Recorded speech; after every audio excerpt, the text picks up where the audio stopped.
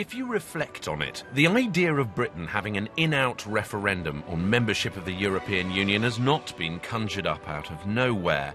And however warped the debate gets sometimes, our leaving the whole show has been rising up the agenda. The thing is, not only do lots of countries think it's a difficult trick to pull off, but also it's the kind of magic you shouldn't even attempt.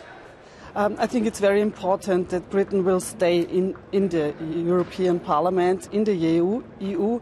And in Austria we think that it's only a threat from Britain that they will leave.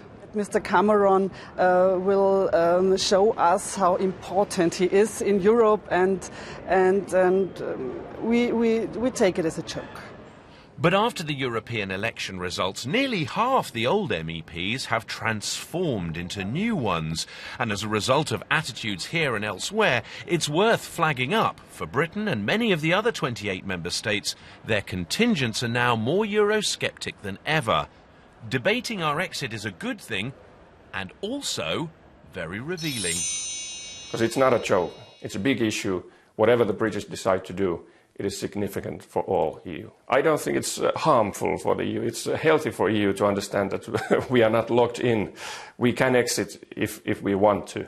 And it's even better that a big country like Britain has taken up these issues of reform and even possible exit if EU continues on this path of federalism.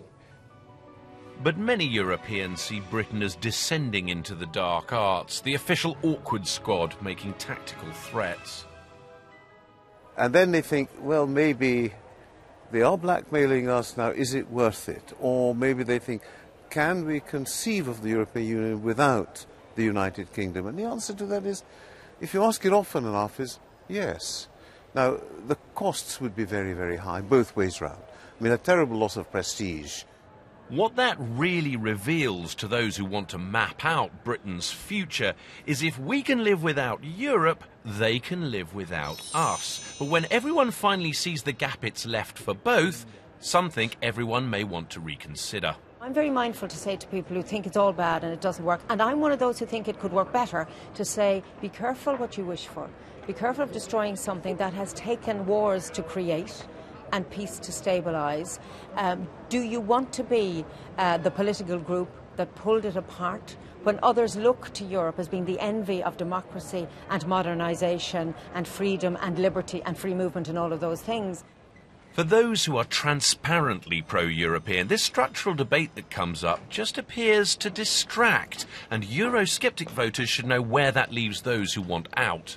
All of these voters have to understand that they have no influence in the concrete daily work of the Parliament, because those colleagues are not part in the discussions in the committees where we are talking about privacy, where we are talking about creating growth, where we are talking about financial sector stabilization and so on. There is no participation of these extremist groups, so they are getting money for doing nothing here on European level.